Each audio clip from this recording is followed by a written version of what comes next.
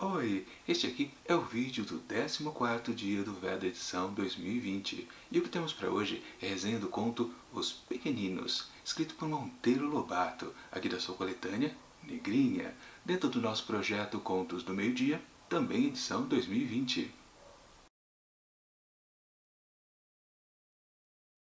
Ouvi certa vez uma conversa inesquecível. A esponja de 12 anos não esmaeceu em coisa nenhuma. Por que motivo certas impressões se gravam de tal maneira e outras se apagam tão profundamente?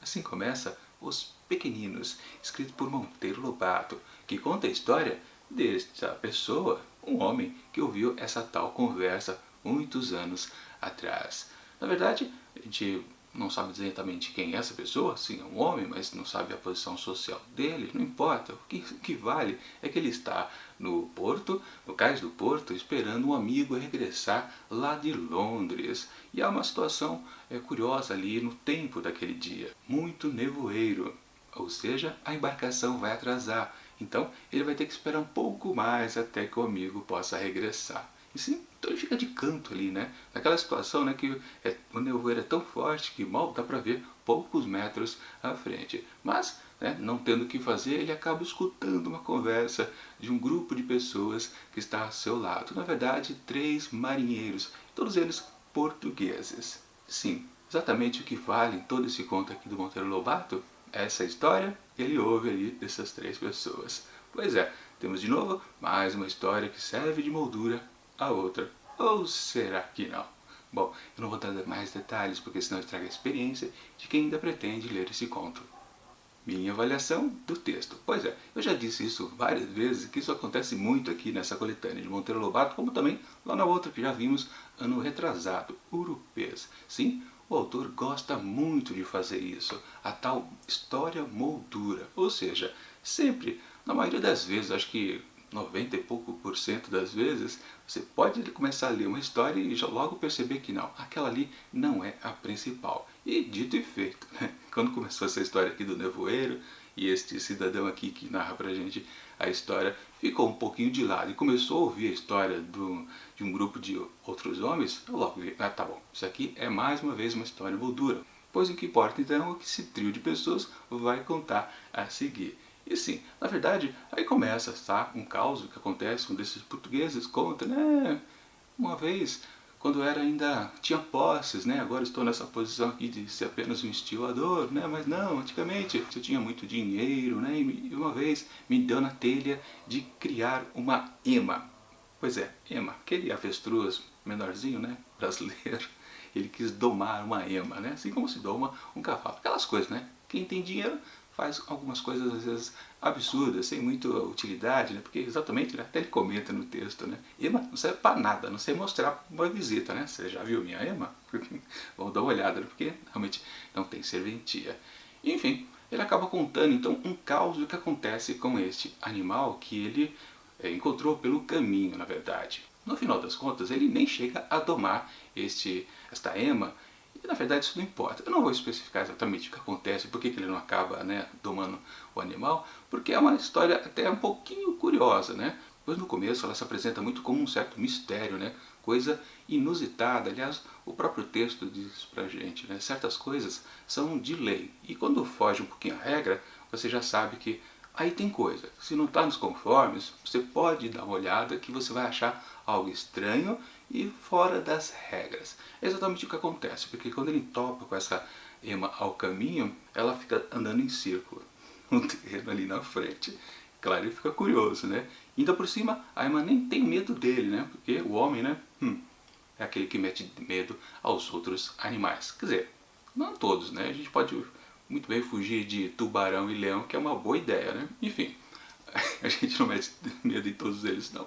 Mas o que importa é que sim, essa ema está numa situação completamente adversa do seu natural. O que acontece ali, não vou dizer. Mas ok, a gente passa por essa história e fala, tá bom, foi curiosa, foi interessante, mas e daí, Monteiro Lobato? O que você quer dizer com isso? Pois na verdade ela não representa muita coisa.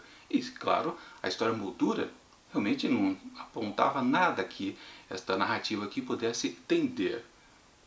Realmente não vale de nada. aí que acontece, né? Sim, um dos outros portugueses que já está ouvindo esse caos também diz, também, como é o desfecho dessa primeira história, fala, sabe, isso me lembra uma outra coisa que também aconteceu comigo. Então ele começa então a dizer a sua experiência relativa ao que aconteceu ali com a Emma. E no começo a história também começa a ficar num quesito assim de tons misteriosos. Mais uma vez temos essa coisa que deixa a gente na dúvida. E também esquece, na verdade, por que a gente está acompanhando a história. Sim, porque nas duas ocasiões, se você prestar atenção, por exemplo, numa segunda leitura, você vai perceber que, na verdade, há uma certa telegrafia do que vai acontecer a seguir. Mas quando a gente está lendo, acompanhando a narrativa, a gente vai até esquecendo desses pequenos pormenores. Mas de fato, quando a gente chega ao final dessa segunda história, envolve um cidadão que trabalha no armazém, ele é fiel ali do armazém, então ele confere tudo que entra e sai. E num certo dia, algo dá errado. Também não foi especificar porque a história também é interessante. As duas histórias têm um tom de mistério que vale a pena a gente não saber nada para poder curtir exatamente tudo que ela tem a oferecer. Mas sim, de fato, ao final da segunda história você percebe, é verdade, ela se conecta com a primeira história, mas do mesmo jeito. Ao final dessa segunda narrativa você fala, tá bom, Monteiro Lobato, de novo, você fez a mesma coisa. Num primeiro momento você apresentou uma historinha que não leva a nada. Num segundo momento, a mesma coisa, também não chegamos em lugar nenhum. A junção das duas, ok, é até interessante, você pode até pensar uma coisinha ou outra, talvez a temática aqui dessa história por aí. Mas, enfim, no arremate aqui então desse conto, a gente percebe que a história moldura retorna. Você me vai lembrar, né? Às vezes as histórias moldura do Monteiro Lobato, elas não retornam ao final, ou seja, elas não fazem um ciclo e fecham completamente um motivo, digamos assim. Mas, de fato, o que vale é que a primeira história retorna, fecha-se completamente o ciclo narrativo e a gente tem sim uma comparação. Na verdade, a gente pode dizer que esse conto aqui é daqueles típicos, quando a gente passa por ele completamente, a gente não entende exatamente o motivo dele existir, mas quando a gente chega no último parágrafo do que é oferecido pelo escritor, aí ele vem com uma certa, não digamos pérola, mas exatamente um belo de um arremate. Ele sabe com pouquíssimas palavras juntar tudo e dizer, ok, tudo isso aqui é válido. Sim, a gente tem a história inicial daquele homem que veio esperar o amigo ali no cais do porto, enfim, né? O nevoeiro chega, sério um pouco aliás, né? O navio chega e enfim o amigo desembarca. Quando ele bate o olho no amigo, ele tem então a sacada definitiva aqui desta narrativa e a gente acaba entendendo tudo. Sim? Toda essa resenha que eu fiz aqui está muito por cima, porque exatamente eu nem quero fazer uso da seção spoiler, porque se eu falo alguma coisa no spoiler, realmente mato toda a experiência, mas eu acho que é interessante você ler sim este conto. De novo, não é uma obra-prima do Monteiro Lobato, longe disso. Provavelmente eu vou esquecer daqui a uns dias e não vou me lembrar que eu li algo parecido. Nenhuma das três histórias, na verdade, eu vou lembrar, muito menos a conexão que existe entre elas e, portanto, também o seu arremate. De qualquer forma, é uma história simpática, longe de ser grandiosa como outras várias que temos aqui dentro dessa coletânea, a começar com Negrinha, entre outras.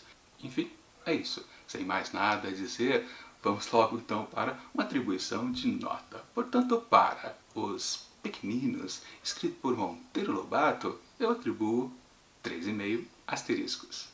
E falando em pequeninos, amanhã temos uma história super curtinha de Fernando Pessoa. E tá, todo mundo já sabe, eu tenho certos receios para com esta coletânea, porque eu ainda não achei um texto interessante. Mas a de amanhã eu já li, eu gostei bastante.